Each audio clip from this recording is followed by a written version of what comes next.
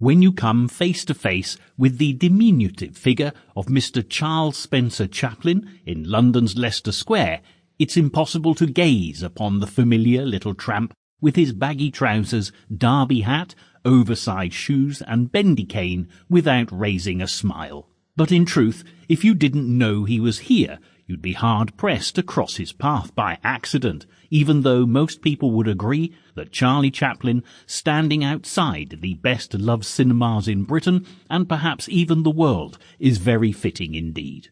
Yet there's a far more significant reason for the great man's presence here, at the heart of London's West End entertainment district. Charlie Chaplin, icon of world cinema, was in fact born just a short distance from where his statue stands today. His own story is truly a rags-to-riches tale, with as much tragic sentimentality as you would expect to find in one of Chaplin's classic silent movies. The statue by John Doubleday was unveiled in 1981 on what would have been Charlie Chaplin's 92nd birthday if he'd lived to see it, and he certainly stands shoulder to shoulder with some august British greats. Leicester Square was laid out in 1670, where Leicester House, a now long-gone royal residence, once stood. The square was bought for the nation in 1874 by Baron Grant, who spent a colossal £30,000 in restoration and refurbishment. Today, you'll find 4 marble busts that he commissioned at each corner of the square, although they have suffered considerably from being continually open to the elements. Each is a hero of British history who lived in the district.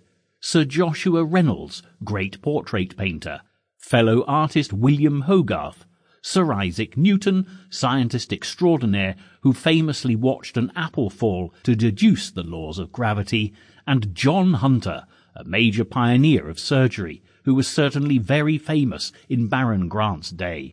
Pride of place, however, at the centre of the square, astride a fine marble fountain, goes to the familiar figure of William Shakespeare, the greatest dramatist the world has ever known.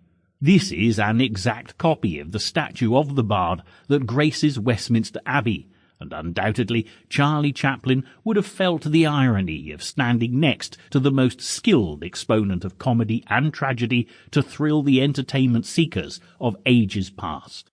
By the time Charlie Chaplin was born in 1889, several of London's most popular music halls had been established in Leicester Square. The Music Mall was a remarkably successful phenomenon that brought entertainment to the masses, and although extracts of more highbrow theatre, opera and ballet were often performed, they were mixed with the popular songs of the day.